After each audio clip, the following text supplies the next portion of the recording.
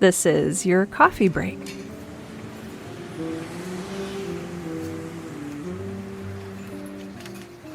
Hi, friends. I have with me today my good friend, Matt Paulson. And we are speaking face-to-face for the first time via the magic of Skype. So, hello, Matt. Hey, Sarah. I'm so glad to have you here today. Matt is the author of, two books. You have a lot. You have a lot here. So 2 books, a blog, and 3 businesses.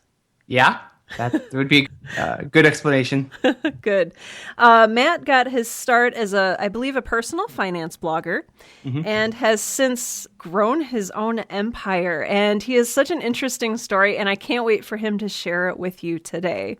So, Matt, can you start us off by just telling us a little bit about yourself? So I am an entrepreneur. I live in Sioux Falls. I'm married with a 3-year-old. I'm always looking for the next big idea, and then whenever that idea shows up, I jump on it right away. And having done that for 10 years now, I've just got a lot of stuff that I've done, and some of those have worked out well, and a lot of those didn't. But it's just kind of how it goes. And I've got kind of a little publishing empire. I'm a writer. I started out that way, and it's kind of just really exploded from there. And now we've got a company that does a crap ton of revenue, and we have a newsletter that has hundreds of thousands of subscribers. And you never really think anything like that's going to happen, and it just kind of slowly grows and evolves and becomes a huge kind of monster you just have to deal with and keep growing. And that's where it ended up. That is really cool. I like that it seems like you just accidentally stumbled into this. I know you're a very strategic thinker, and you put a lot of very cautious planning into your business growth and into what you do. And I know your latest book is about email marketing. It's called Email Marketing Demystified. And it sounds like it's kind of a strategic clue into building maybe a digital, maybe not publishing. Yeah, that's the right word. Okay. A digital publishing platform. Is that Yeah. accurate? Good. Can you tell me a little bit, before we get into the book, a little bit about your story? So I was in college. I went to Dakota State University. I went there from 2004 to 2008. There weren't a lot of job opportunities in the city of Madison, South Dakota, of 8,000 people. When I was a freshman in college, I worked at McDonald's because that was the only place that hired me. My sophomore year came around. It's like, there's got to be a better opportunity than this. So I figured out there was a website called ProBlogger, and there was a job board on there, and you could, make some money writing for people. And I did some of that. And then that kind of evolved into, there was a website called Associated Content in 2006, 2007, and they'd pay you to write articles on there. So I did that. I would write a bunch a day. And then that turned into a personal finance blog, which is called American Consumer News. And I really just made that my grind. I would write 4 articles, 400 words each and every day. And I did that for 2 years straight. Oh my gosh. So that was kind of where I cut my teeth writing. But there were so many other personal finance blogs out there. It is just obnoxious.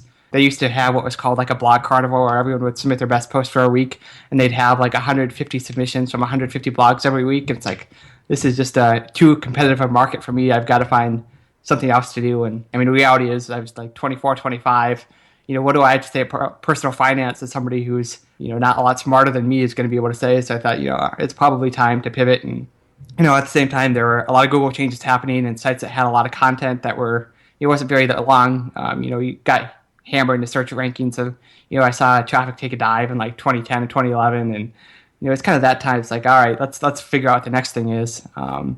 So I figured out that when we publish articles about some of the big banks, so Wells Fargo, JP Morgan Chase, Bank of America, when we wrote about those, they'd get picked up by some of the major financial news portals, so places like MSN Money, Yahoo Finance, Google Finance. They'd pick them up, and we get quite a bit of traffic on those.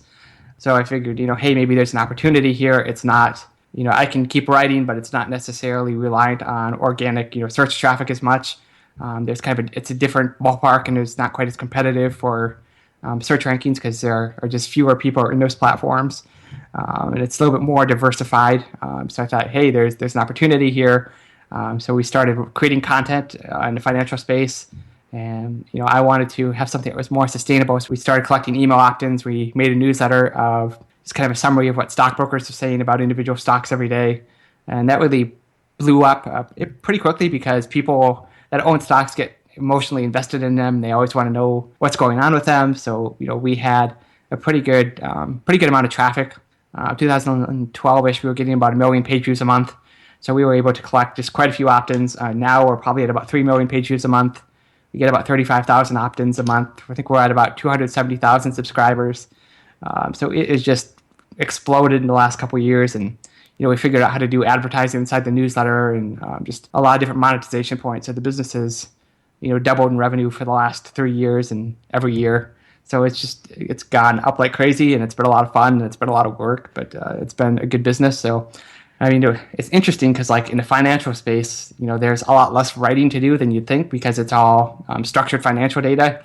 Earnings numbers are what they are, and so many of the articles are so just formulaic. Like, this company announced earnings, they announced this much per share, analysts were expecting this much per share.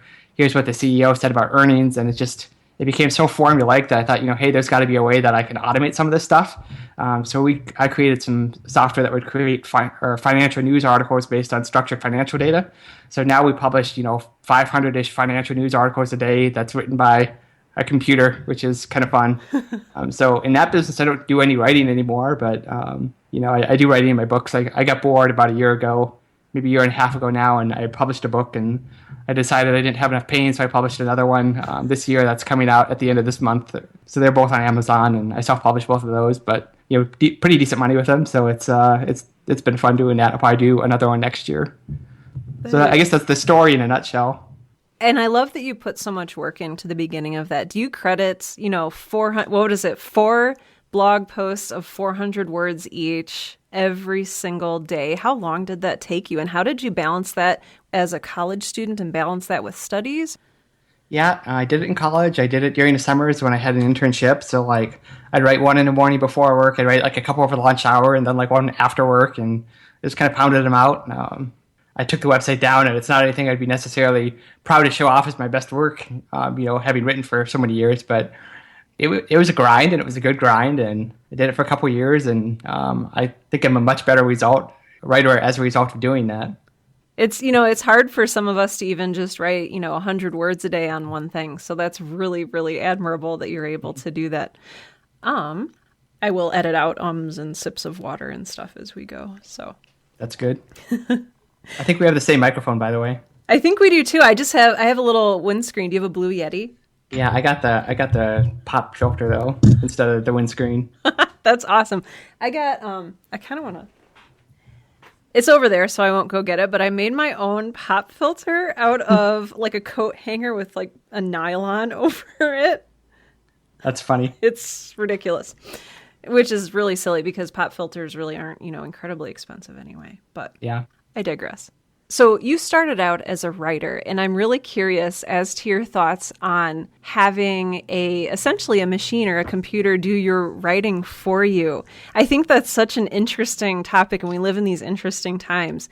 I'd love to hear your thoughts about the craft of writing versus sort of the more business side of writing where it makes sense, to have a computer do your writing for you. But what are your thoughts on that? So you can do algorithmic content creation in a very few niche kind of things where the speed of the information is very important and the data in the reporting is more important than the analysis. So it works great in the financial space and it works great in sports just because there's so much data and it's pretty easy to turn that into a narrative. When a company announces their quarterly earnings, people want to know those numbers right away. And when you have, a human do it, there's a delay there. And when the computer does it, it happens right away. There was an episode of the Planet Money podcast pretty recently where they pitted up a company called Automated Insights. They do similar to what I do, but they had a computer compete with a person writing a write-up on the company's quarterly earnings. So they do quarterly earnings articles for the Associated Press. And they pitted up that against the human. In the article, it's they read them out loud, and they sounded pretty much the same. Which is, the human had a little bit more of a voice than the algorithmically created content did. But they both got the same piece of information, and they both did it pretty well. And it was just interesting to see the results of those. So, about a year and a half ago, the Associated Press they were going to start using software to create articles and some very few specific financial niches. And it's oh, that's interesting. We've been doing this for about 4 years now. That's awesome. Yeah. If only I'd filed a patent, I could be getting some money out of those guys, but Oh I my did not do gosh. that. Oh my gosh. Lessons learned, I guess. I don't Yeah. know. Yep. That's so incredible, though. So, kind of thinking about the connection you have between writing and technology, I know that I have a lot of bloggers who listen to this podcast and to my other podcast. And I was wondering if you had any blogging advice or tech advice for those listeners. I think, what I see happen with people that are bloggers a lot is that you spend too much time writing and not enough time promoting your content. I've been guilty of that before. So it's like you craft great content and you might share it out in your Facebook and Twitter accounts, but then you don't really do much beyond that. And I think the people that build the audience, build large audiences aren't the people that write the most or write the best. It's the people that really market themselves and promote themselves and go on podcasts and comment on other people's blogs and go to conferences. And there are a lot of people in kind of the internet marketing space. There's a guy named Pat Flynn who's a great example of that. He writes about online business, and if you look at his actual online businesses, they're not, they're fine. They make 10, 20 grand a month, but they're not the most impressive in the world. But he has such a nice, warm personality. He's on at every business conference you could think of, and he goes on other people's podcasts, and he's on YouTube. He's everywhere. And, people that do stuff like that seem to be the people that build the largest audiences. So, if you want to become a writer, go ahead and write. But if you want to have the audience behind you, think strategically about, how am I going to get people to see this? That's great advice. Do you have, what would be the number one key for someone just starting out? They're just starting a blog and they're like, how do I even begin to get an audience? Do you have a first piece of advice for them? Yeah, I think the key is to leverage other people's existing audiences. So, if I were going to start a blog about writing, I would email my friend Sarah Warner and say, hey, can I be on your podcast? Or something like that. So just find other people who already have an audience, around what you're wanting to write about and just try to get in front of their audiences. That's a great way to do it. People are very receptive to having guests on their podcast and letting people guest blog on their website. And it's not like you're asking them to, I don't know, it's not like you're asking them to marry you or anything. It's it's a pretty easy yes for people because it's free content for them and, makes them look better because they know you're going to share it out. So it's just find those people that have an audience and just try to leverage that in some way. Very cool. Yeah, I think the key with it is just to be systematic about it. So maybe every Tuesday and Thursday you email somebody and say, hey, can I do a guest post on your website? And say maybe every Monday you email somebody and say, hey, can I be on your podcast? And then every Wednesday, you just make a calendar out of it and say, okay, on Wednesday I'm going to schedule my social media post for the next week. And we just kind of make it a grind and a regular thing that you do. So it's happening on purpose and not just kind of by accident when you think about it. That is really good. See, I'm learning stuff even just here talking with you. So I am curious. I know that a lot of your success has been built on your email list, which you kind of spoke earlier, and which is the subject of your new book, Email Marketing Demystified. When is it a good time to begin sort of collecting email addresses, and how do you go about doing that? Sure. I think you should collect emails from day one. So email as a marketing channel is very much a long-term play. The first 6 to 12 months that you do it, you're not going to build a big list quickly, and you're not going to see the results of that very quickly, but it's kind of a thing that snowballs. It's like you could start saving for retirement 10 years from now, or you could start today and be very glad that 10 years from now that you started 10 years ago. So it's kind of like that. It's usually a slow grind. The first couple months you probably aren't going to get a lot of opt-ins, but you'll get some, and it's something where you ramp up because you might have 5% of your people unsubscribe every month, but if you get 100, then 5% of those unsubscribe, you've got 95 the first month, then 180 the next month, and it just kind of builds up over time. So, even if you're just getting started, I'd collect email addresses. It's really not that hard to do. You can create an account with MailChimp or Aweber or Drip or just any email service provider. MailChimp has a free tier for people just getting started. And then all you have to do is hook that up to a pop-up plugin. Opt-in Monster is one that a lot of people use. And there's another one that I can't remember the name of that a lot of people use. But there are several. They're all in my book, and I'll send anybody a free copy that wants one. If you want to learn how to do it, just go grab a copy of my book. I'm not trying to make money off anybody. So just email me and I'll send you the PDF. That's so generous of you. Oh my gosh. So I hope you guys paid attention to that. In today's show notes, I'll be sure to have a link to Matt's blog where you can get a free copy of his book. from I think September 30th to October 4th on Amazon. The book, the Kindle version will be free. Oh, so go and grab it. cool. Very, very cool. So I'll make sure to hook you guys up with a free copy of Matt's book, Email Marketing Demystified. So I'm curious, because I'm always curious, I guess. How do you prevent people from unsubscribing, or is that not really a fear that you deal with? So I have, let me see. I want to see the exact number. People worry too much about unsubscribes. They think I think we have a tendency to take unsubscribes personally, like somebody saying, I never want to hear from you again. And then you just kind of feel wronged by it. And you're just like, what did I do? Why are you leaving me? It's like they're breaking up with you. And it's just, you can't take it like that, because you're just going to be emotionally drained by the end of, looking at every unsubscribe. It's even worse when you've got like a product and then somebody cancels, because it's like, what did I do wrong? We get about 35,000 opt-ins a month, and we probably have about 10,000 unsubscribes every month. So if I took every one of those personally, that would, I'd be probably depressed and shoot myself. No, but I wouldn't worry about it too much.